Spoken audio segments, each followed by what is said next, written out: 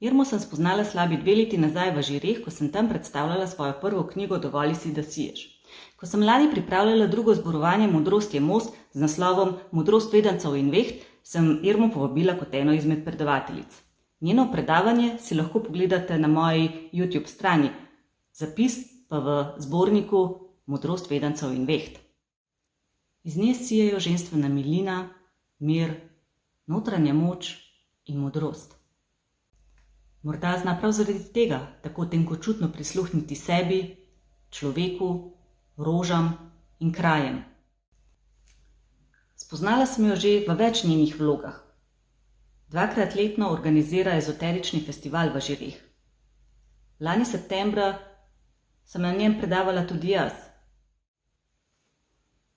Irma je nežna in tenkočutna poznavalka rož, iz katerih ustvarja čudovite kozmetične izdelke pod blagovno znamko Sevilla. Danes smo bili na njenem cvetličnem vrtu. Živjo, Irma, danes smo tukaj na tvojem vrtu v Žireh. Ja. Bomo pogledali malo tvoje zelišča, tvoje rastlince, da nas popelješ v pestri svet zelišč. Ja, z veseljem. Kaj tebi ta vrt pomeni? Kaj tebi zelišča pomeni? Zakaj si se sploh odločila posvetiti se zeliščem? Se prav, da temu rečem zelišča, ali kaj je pravi izraz?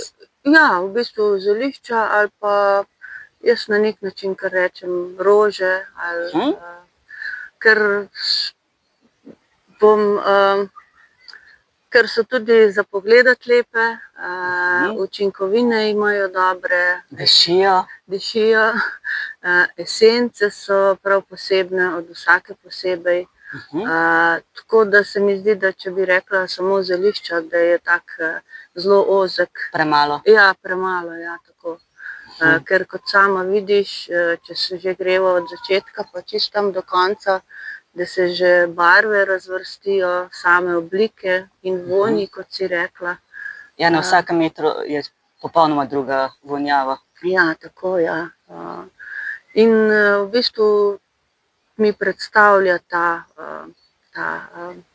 rada se nekako vklopim v ta njihov svet, ker me potegne vase oziroma v ta svet. In obožujem vse to, kar vsaka rastlina posebej vsebuje, kar nam lahko ponudi. In kot so se že prej pogovarjale, tudi kaj nam kot sama rastlina lahko da. Je kot neka zdraviteljica za vsakega ena druga rastlina. Zato sem se tudi na začetku zelo težko odločila, ali naj grem v to, da bom imela, ne vem, 30 zelišč in jih poznala, ne vem, še ostalih 30 ali pa, ne vem, bom rekla še več, ki rastejo po naših gozdovih, ali se bom osredotočila samo na tistih nekaj, za kar bi jih jaz uporabljala. In na koncu sem se odločila za to slednjo, ker sem ugotovila, da te rastline, katere sem izbrala po nekem občutku, da iz teh rastlin lahko naredim nekaj ogromnega, nekaj velikega in tudi energijsko pokrijem vse spektre raznih, bom rekla, če gledam na zelišča, težav. In ko sem se odločila, da bom delala kreme in mazila, sem tudi videla, da bom lahko vsa ta zelišča naredila, iz vseh zelišč naredila tako, da bom lahko pokrila vse težave s kožami in tudi s počutjem. In kljub temu, da si rekla, da imaš omejen nabor rož, rastlin tukaj, bova midve še majčkeno bolj omejile in jih nekaj bolj podrobno pogledali. Katero se lotiva najprej? Ja, glede na to, da se bliža najdaljši dan v letu, bi se jaz najprej poglobila v šentjanževko. Ok, pa greva k šentjanževki. V redu. Zdaj smo pri šentjanževki.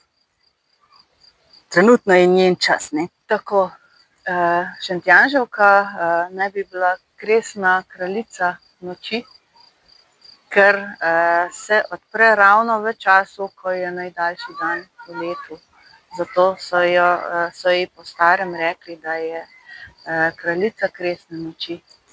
In zdaj, le par dni pred kresno nočjo, se počasi razcveta tudi Šentjanževka. Ja, tako. Šentjanževka je tudi zelo, bom rekla, dobra roža. Njena barva že sporoča, da vsebuje ogromno sonca, ogromno sončne energije.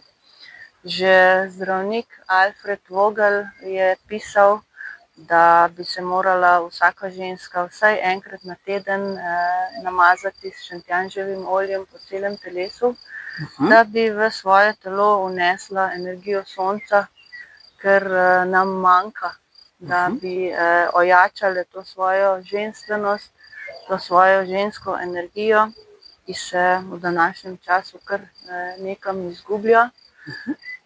Zato sem tudi jaz šentjanževko uporabila v 2 svoja izdelka, s katerim katera 2 sta namenjena za nego celega telesa.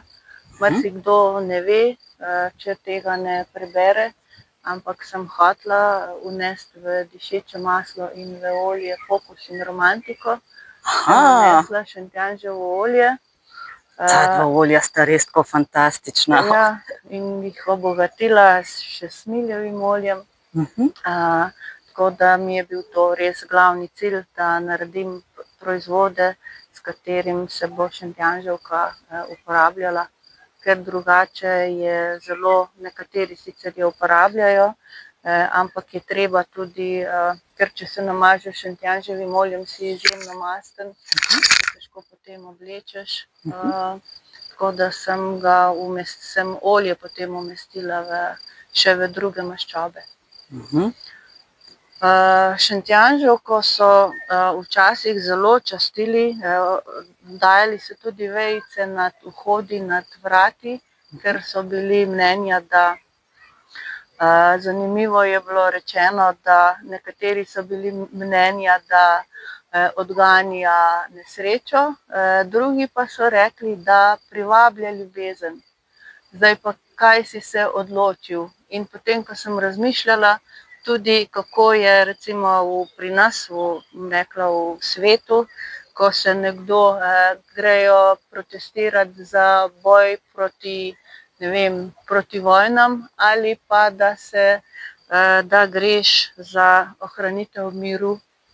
Točno to, točno to. Skratka, po teh zakonih vesolja, kakorkoli jim že rečemo, za in proti ne obstaja, čemur dajemo pozornost, tisto krepimo, tisto privabljamo k sebi. Skratka, če odganjamo nekaj, to dejansko privabljamo. In če dajemo šentjanževko, da privablja ljubezen, dajemo vso svojo pozornost ljubezni in to tudi dobimo. Tako. In to se tudi zmeraj... Ampak to je pomembno sporočilo za današnji čas. Čemu daš pozornost? In šentjanževka nas uči, da damo pozornost ljubezni. Tako, tako. Ljubezni in svetlobi. Tudi šentjanževka mi je predala tudi tako lepo sporočilo, da v bistvu svetloba že je, da ne rabimo tako hlepeti za njo, pa jo iskati, pa delati, ne vem, na kakšne retrite, pa ne vem, kam hoditi, da boš prišel do svetlobe, ampak je že tukaj okrog nas. Svetloba je, samo odpri se in ji dovoli, da jo vidiš. Ja, tako, ja. Super. Kakšno lepo sporočilo. Ja, lepo, ja. Evo, in sedaj še nekaj časa, pa se bo šentjanževka odprla. Šentjanževko nisem zasadila sama, ampak jo nisem zasadila jaz, ampak se je zasadila sama. Tukaj okrog so travniki, od katerih je prišlo seme in jo imam še tam med smiljem in sivko, tako da se potem zaseje naprej za naslednje leto sama. Ker ta rastlina, ko jo bom porezala, bo drugo leto, ne bo več imela cvetov in bojo pognale nove. nove mlade iz semen. Aha, skratka, ko zacveti, rastlina odmre. Ja, In potem pač iz koreninskega sistema odganjajo novi poganki. Ja, tako in iz semen. In iz semen. Ja, se zasejajo nove, zato so tudi tam. Tako. In še tole, ko takole pomencaš tale, ko bo cvetek, ti na prstu ostane taka rdeča barva. In ker so rekli, da je to kersnikova roža, so potem tudi rekli, da ne bi bilo to kot znamenje kersnikove krvi. Ker pusti tak madež in potem seveda tudi veš, da je to prava šentjanževka, ker so je nekateri tudi zamenjali, ker je ena zelo podobna, ampak nima, ne pusti takega rdečega madeža na prstu. Skratka, cvetni popek, ko ga pomanješ med prsti, da to rdečo barvo in potem jo prepoznaš. Tako, zato je tudi samo olje, če je dobro narejeno iz suhih cvetov in iz teh popkov, tudi tako škrlatno rdeče postane. Ja, tako. Šentjanževka se uporablja samo za zunanjo uporabo, samo za kožo, oziroma moramo biti zelo pazljivi tudi, kadar jo uporabljamo kot čaj, recimo za uživanje. Ravno mi je kolegica razlagala, da je zelo prija zvečer, ker težko zaspi, ampak ne čisto šentjanževko, da si jo malo vmeša med kamilico in da je tak prijeten čaj in da je zelo koristi. Ni pa to za pretiravati z uporabo, ker je izjemno močno. Skratka, tako kot sva že prej se pogovarjali, izjemno pomemben je ne samo poznavanje rastlin, pač pa poznavanje tudi sebe, svojega telesa, kdaj in v kakšnih količinah in kakšnih tvojih psihofizičnih situacijah nekaj uporabljaš in kdaj ne. Tako, ja. Zdaj sva pri muškatni kadulji. Muškatna kadulja imam letos drugo leto in me je priklicala res z izjemno lepo obliko, z izjemno rastjo in seveda s svojimi učinkovinami, z neverjetnim vonjem. In ko se je odpirala oziroma preden se je odprla, sem res videla, kako ima svoj še neodprli cvet obrnjen dol proti zemlji, da nekako povezuje vse to, kar nosi s sabo z zemljo, da prizemljuje in potem, ko se odpre v popolni celoti, v popolnem socvetju, se dvigne in se pokaže svetu v vsej svoji lepoti. In muškatna kadulja mi pravi, da moramo zaupati tistemu, kar je še neraziskano, kar se nam zdi skrivnostno oziroma kar je nam še neznano. Da zaupamo svoji poti, da zaupamo vsem tistem, kar nas čaka in da zaupamo predvsem sebi. Potem zate ima vsaka roža svoje sporočilo, vsaka roža govori svoj jezik. Ja, res je. Vsaka rastlina ima res svoje sporočilo in ravno to mi je tudi izjemno všeč. In ravno ta sporočila potem se nahajajo tudi v vsakem izdelku, katerega naredim iz rastline. In če ta sporočila ujamem, mislim, da je tudi izdelek nekaj posebnega. V katerih izdelkih uporabljaš muškatno kaduljo? Zaenkrat jo v izdelek še nisem dala, bom jo letos prvič destilirala, tako da bom uporabila hidrolat. Najprej seveda ga bom dala na analizo, da bom videla, kaj vsebuje, kakšno čistost in katere snovi. Potem pa bom videla naslednje leto, če bom mogoče kakšen nov proizvod naredila iz nje. Predvsem me je pa privabil hidrolat, ker so mi povedali, da je izjemno dober za kožo, za podkožne akne, za nečisto kožo in je dober pa tudi za uživanje, za ženske težave. Aha, pa poleg hidrolata, zakaj bi lahko pač posameznik še uporabljal muškatno kaduljo doma, če bi jo imel na vrtu? Ker diši tako omamno, da že samo sedeti v vrtu te muškatne kadulje je... Ja, ko smo prišli, si verjetno videla, koliko živali oziroma metuljčkov in čmrljev je bilo Ja, predvsem čmrlje sem opazila, ja. Na tej kadulji. Tako da mislim, da bi tudi s samo rastjo kadulja zelo popestrila vrt. Lahko bi jo uporabljali seveda tudi za čaje, da se posuši. Kot veste, je potrebno rezanje, ko je cvetje, bom rekla 98% odprto, ker ko je že popolnoma odprto, je potem že eterike malo manj. To sem videla pri sivki. In reže se na dan za cvet, ko režemo cvetove. V drugi primer je tudi dan za plod, tako da se posuši in je uporabna tudi za čaj. In prej si omenila, da lahko režeš večkrat. Najprej porežeš ta glavni cvet, te ta-male, pa še pustiš, da se še razcvetijo, ne? Ja, tako. Zdaj, ko bom jo destilirala, bom tukaj odrezala v tem delu. Tele stranske bom pa še pustila, da se še malo raztegnejo, da se še odprejo. In potem bom lahko še eno rundo porezala. Tako, skratka, te ta-mali poganjki, ko zrastejo in potem, ko se dvignejo, kot taka je še nagnjen dol k zemlji, ko se dvigne, razcveti, se pobira. Ja, tako. Super. Je pa res zelo lepa za pogledati.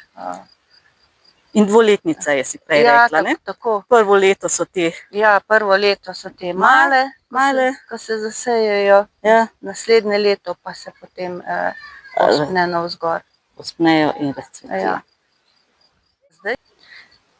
Zdaj smo pri sivki in lavandinu. Zadnje čase sem zasledila kar nekaj tvojih objav, ko razlagaš o razliki med tem dvema rastlinama. In kako pomemben je, da jo poznamo. Nam lahko malo predstaviš? Ja, kar večkrat sem že se razpisala glede tega, ker so me ljudje spraševali. Hodila sem tudi na domove pogledati, kakšno sivko imajo. Predvsem pa me je spodbudilo to, ker so mi mamice povedale, da so kupovale blazinice otrokom, da bi bolje spali, pa otroci kljub temu niso spali. In na koncu smo ugotovili, da so one imele v blazinici lavandin in ne sivko. Lavandin namreč zelo poživlja in dviguje, energijo dviguje, prava sivka pa pomirja. Skratka, ravno obraten spekter. Ena pomirja, druga pa poživlja. Tako. In tukaj sem pripravila dve vejci. Na desni strani je lavandin, ki spodaj vidite še dva stebelca in cvetki, ki se bodo razcveteli. Na levi strani pa je prava sivka. Če bi sedaj tudi povonjali, bi videli, kakšna velika razlika je med pravo sivko in lavandinom.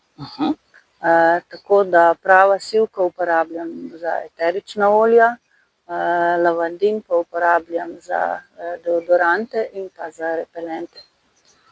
Skratka, ko kupujemo izdelke, one žakeljčke za odganjanje moljev in podobne zadeve, ali pa če uporabljamo sivko tudi v prehrani, moramo zelo paziti, ali želimo, da nas poživi, ali želimo, da nas pomiri. Tako, ja, tako. Ker je velika razlika, predvsem pa je zaradi kafre, ki jo vsebuje lavandin.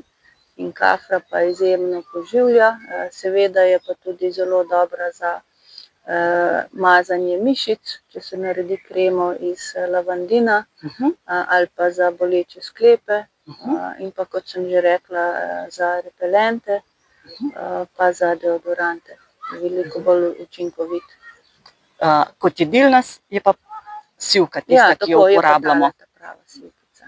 Je pa ta. Ja, tudi tukaj se vidi po grmovju, po tem. Lavandin bo cvetel kasneje, je še zelo zaprt, ima samo še nastavke. Sivka pa bo vsak čas zrela tudi za destilacijo in pa za maceracijo. Kakšna pa je razlika med destilacijo in maceracijo? Razlika je v tem, da destiliram sivkove v bakrenem kotlu, potem pridobivam hidrolat in pa eterično olje. Maceriranje pa pomeni, da cvetove sivke namočiš v olje. Ja, zdaj olje lahko izbereš, lahko daš v olivno olje, ampak jaz sivko zaradi nežnega vonja in da vonj tudi ostane, maceriram v lahkem drugem olju, ponavadi v jojobinem ali pa v sončničnem, tako da vonj sivke ostane. Ker če namočim v olivno olje, je toliko močan vonj po olju, da se tale prijeten vonj sivkice čisto porazgubi. A te lahko vprašam, od kje ti pridobivaš največ znanja in vedenja o rožah, s katerimi delaš, s katerimi se ukvarjaš in jih predeluješ tudi v kozmetične in druge izdelke?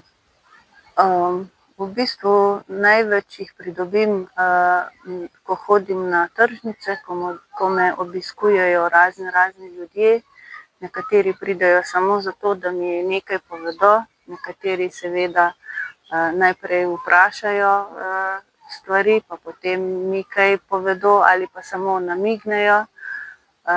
Tudi na delavnicah, ki jo obiskujejo tudi taki ljudje, ki že imajo nekaj znanja, tudi takrat imam rada razne informacije. Nekaj seveda preberem, sem prebrala kakšne starejše knjige, te sem sploh oboževala. Bila sem veliko v navezi z gospo Meto Vrhunc, biodinamičarko, ki me je veliko naučila o energijah in o esencah in kako je vsaka rastlina tudi glede na barvo povezana z našimi notranjimi organi. Pa skozi izkušnje. Sedaj imam že kar dobrih 15 let izkušenj, ko sem res, bom rekla, profesionalno z svojimi rožami, in skozi ta leta sem pridobila kar nekaj svojih izkušenj, ki jih na internetu nisem našla že prej nikjer. Prav to je to, te izkušnje in znanja, vedenja, ki se generacije dolgo nalaga v kolektivno znanje človeštva. Se spomnim, ko sem bila nekaj let nazaj v Andih pri šamanih zdravilcih in smo šli nabirati in učiti se o določenih rastlinah, ki tam rastejo, pa je ta šaman zdravilec razlagal te drobne, pa vendar zelo pomembne razlike o žajbljih in drugih rastlinah, ko je govoril, ko nabiramo zjutraj, je to za te težave, ko nabiramo zvečer, je za druge težave, ko nabiramo do te nadmorske višine, je za te težave, ko nabiramo nad to morsko višino, je za te. Ta rastlina je za ženske, ta rastlina je za moške težave in tako naprej in naprej. To je res tak spekter bogatstva, vedenj, modrosti, ki ga ne moreš ne v knjigah dobiti, še manj pa sintetizirati v kakšnih umetnih formulah, ki jih danes množično pripravljajo. Ja, tako, ja. Tako, ker vse je danes tako posplošeno, vse se nekaj samo na hitro bere in prepisuje, copy-paste rečejo, ampak globine pa ni, ni tistega, kar nam rastline res lahko dajo. Vse so neke osnovne informacije, ne vemo pa, kaj smo mi, kaj mi potrebujemo, kaj nam paše glede na karakter, glede na, ne vem, na krvno skupino, glede na značaj. In uporabljamo vse vprek, potem pa rezultati niso vedno taki, kot bi želeli. Skratka, naučiti se moramo ponovno poslušati sami sebe in poslušati rastline. In na srečo je spet vse več ljudi, takih kot si ti, ko se odločajo in svoje življenje posvetijo rastlinam, rožam in jim prisluhnejo in se poglobijo v njih. Prej si rekla, da se pogovarja z rastlinami. Kaj ti sivka in lavandin govorita? Kakšno je njuno sporočilo? Ja, večkrat tukaj, ko opravim svoje delo, se tamle na tisto skalo usedem, se malo povežem z rastlinami, enkrat z eno, enkrat z drugo. In ko si me vprašala za sivko pa lavandin, je sivka že s svojo rastjo in ko jo spremljam od čisto mičkenega, ker sem namreč sama sivko, ta pravo sivko, ker sem jo izjemno težko dobila, vzgojila vso sama. Tako da sem jo spremljala v bistvu od rojstva pa do sedaj, do žetve, bom rekla. Ja, ona izkazuje neko nežnost, neko tako milino in ne oziraje se na okolico, ona bo živela v svojem miru, zacvetela, ko bo prišel njen čas. Če pa primerjam z lavandinom, lavandin je pa po neki, bom rekla, malo se rad pokaže svetu, malo se rad dvigne nad ostale rastline in reče, poglejte me, jaz sem tukaj, sedaj se bom odprl, zato zelo rad vidi, če ima pozornost, da je malo v bistvu opažen. In pa tudi na nek način pokaže, da bom rekla, da je potrebno, da imamo svežega duha v svojem telesu, a ne da se obremenjujemo z stvarmi, ki nas vlečejo navzdol, ampak da tudi mi znamo se dvigniti iz tistih, bom rekla, konstant, ki jih živimo vsak dan. Skratka, sivka nosi žensko sporočilo, lavandin pa moško. Tako, ja, res, lepo. Zdaj smo se pogovarjali o posameznih rastlinah, ampak rastline v skupnem komuniciranju dajo tudi posebno skupno kombinirano sporočilo. Kako jih ti slišiš in kako kombiniraš različne rastline v nek nov izdelek, v neko novo kombinacijo, ko različne glasove kot nek dirigent uglasiš v orkester? Dobro. Ja, najprej se moram odločiti, kaj bi želela z izdelkom narediti. Da si določim neki cilj, potem določim, katere sestavine bom dala noter, potem so še razni detajli, ampak glede na rože, katere kombiniram, pa ponavadi izberem glede na namen in glede na tiste informacije, katere nam rože sporočajo. In tako sem v svoj zadnji proizvod, svileni dotik, dala 3 rože, in sicer kamilico, sivko in pa smilj. In z njim sem hotela doseči, recimo kamilica, kot jo poznate, no, ima rumeno sredico in okrog bele cvetne listke. In kamilica sporoča neko univerzalno resnico, neko nežnost, neko, bom rekla, neko tako, da te poveže s tistim notranjim svojim bistvom, s tisto nežnostjo, ker je tudi vonj zelo nežen. Sivka, kot sem že prej tudi povedala, pomirja, prinaša nežnost in je seveda tudi dobra za kožo, ravno tako tudi kamilica. S smiljem pa sem potem hotela to malo poudariti, ker smilj je pa izredno močan, izredno karakterni, tak jaz sem, bi rekel, a ne. In pa seveda tudi roža sonca, da se potem vse te informacije vnesejo v telo. Smilj je izredno karakteren, no, zato sem tudi v kremo iz smilja in kočevske bele jelke kombinirala veliko količino smilja, od macerata, hidrolata do eteričnega olja. Potem pa sem vse to harmonizirala z kočevsko belo jelko, ki je tudi naš proizvod. In jelka je pa rastlina oziroma drevo sence, tako da sem potem s smiljem, ki je roža sonca, vnesla neko tako harmonijo v sam proizvod, ker za marsikoga bi bilo potem ta proizvod brez jelke mogoče premočno, ker smilj je res izjemno močan, seveda pa ga tudi poznate po izjemno dobrih regenerativnih sposobnosti za kožo, in je res izjemno dober. Ja, ta krema je res fantastična, ko sem jo sprobala, priporočam. Ja, ker zelo pohvalijo. Tudi struktura je izjemno taka mehka, mazljiva. Tako da tako, ja, za vsak proizvod v bistvu je treba določiti najprej, kaj želiš z njim doseči. Ne samo, bom rekla, da se prodaja, pa da nekaj pišeš, kaj je noter, ampak da so res tiste prave kombinacije ujete v enem lončku. Super. In kakšno bi bilo tvoje zadnje sporočilo danes za gledalce? Sporočilo, ki ga prenašaš ti preko sebe, preko svojega višjega jaza in ki ga te tvoje rožice prenašajo preko tebe vsem nam. Ja, moje sporočilo sedaj v tem trenutku bi bilo res to, da bodi kar si,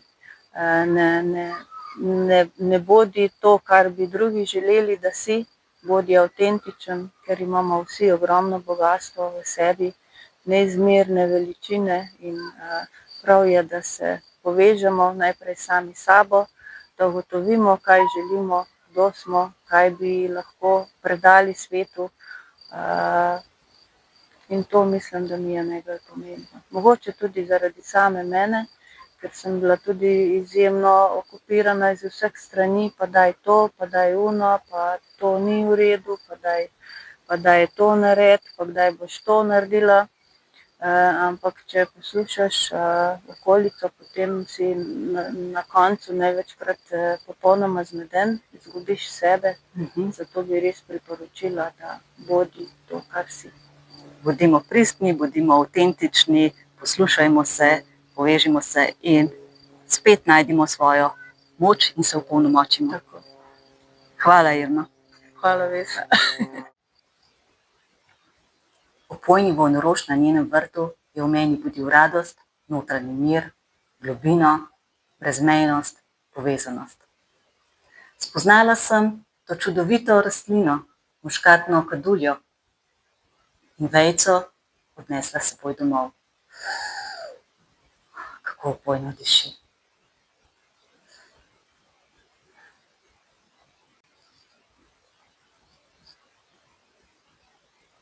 Neizmerno bogastvo je poznati ljudi, kakršna je Irma, ki so svojo srčnostjo, milinom, mirom in modrostjo kreirajo svet povezanosti in ljubezni. Vesela sem, da jo poznam in jo štejem za svojo prijateljico. Danes smo na njenem vrtu spregovorili o njenih rožah. O nekaj njih, kdaj drugič, pa še na kakšno drugo temo.